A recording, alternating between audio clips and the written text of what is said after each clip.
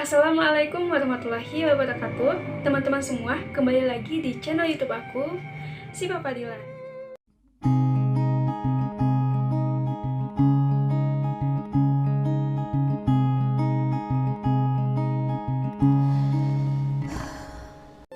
Oke, teman-teman semua, di video kali ini saya akan mencoba analisis tentang etika khatib menurut Imam Al-Ghazali dan etika mendengarkan khutbah Jumat.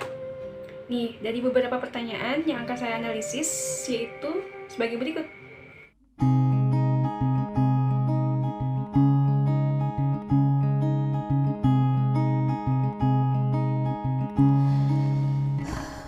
Itu dia tadi beberapa pertanyaannya.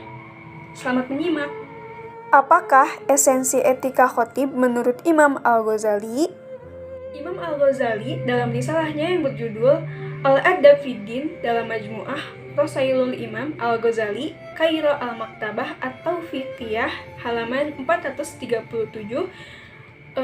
beliau mengatakan adab khatib yakni berangkat ke masjid dengan hati dan pikiran yang tenang, terlebih dahulu sholat sunnah dan duduk dengan hikmat, tidak berbincang-bincang dan menunggu waktu, kemudian melangkah ke mimbar dengan rasa terhormat seolah-olah senang mengatakan sesuatu yang akan disampaikan kepada Yang Maha Perkasa.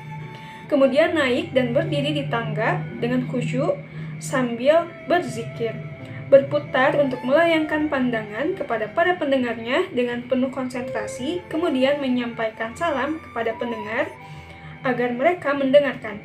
Kemudian duduk untuk mendengarkan azan dengan penuh rasa takut kepada Yang Maha Kuasa. Kemudian berkhutbah dengan penuh tawadu, tidak menunjuk dengan jari-jari, merasa yakin bahwa yang disampaikannya bermanfaat. Kemudian memberi isyarat kepada makmum agar berdoa, turun dari mimbar. Jika muazin sudah bersiap-siap, iqamat, tidak bertakbir sebelum jamaah tenang. Kemudian mulai sholat dan membaca ayat-ayat Al-Quran dengan tartil.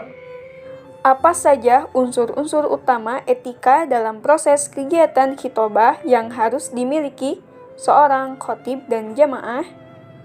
Etika pertama, berangkat dari rumah sudah dalam keadaan berwudu.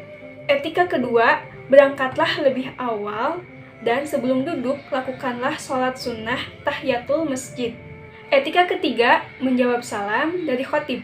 Etika keempat, menjawab kumandang azan dan berdoalah setelahnya. Etika kelima, bila mana seorang khatib bersolawat, hendaknya bersolawat kembali. Etika keenam, dilarang duduk sambil memeluk lutut ketika mendengarkan khutbah. Etika tujuh, dilarang ngobrol atau berbincang-bincang. Etika kedelapan, dilarang main-main ketika khutbah.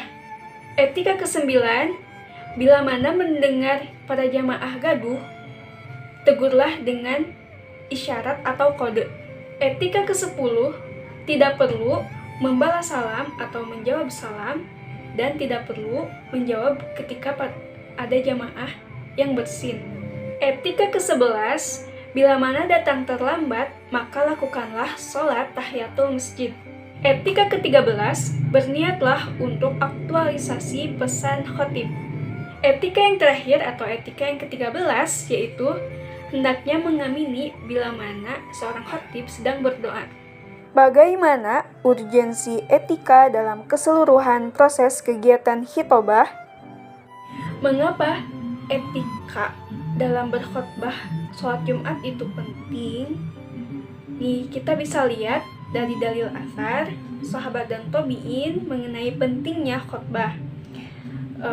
Yang diriwayatkan dari Umar bin Khattab radhiyallahu an, beliau berkata, khutbah merupakan tempat 2 rakaat. Siapa saja yang terlewat dari khutbah, maka hendaklah dia sholat 4 rakaat. Dalam riwayat lain, khutbah itu tidak lain dijadikan pengganti 2 rakaat. Jika seseorang tidak mendapatkan khutbah, maka hendaklah dia sholat 4 rakaat.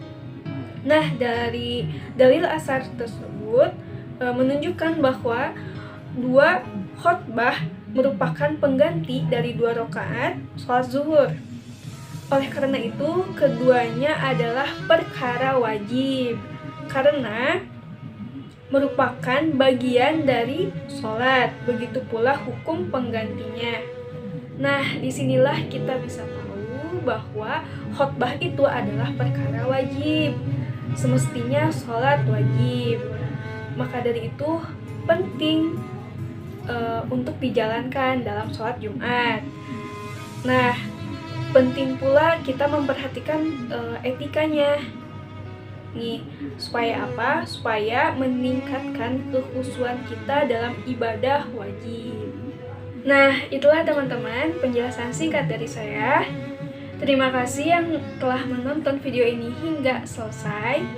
Semoga bermanfaat dan mohon maaf bila mana ada salah kata. Wassalamualaikum warahmatullahi wabarakatuh.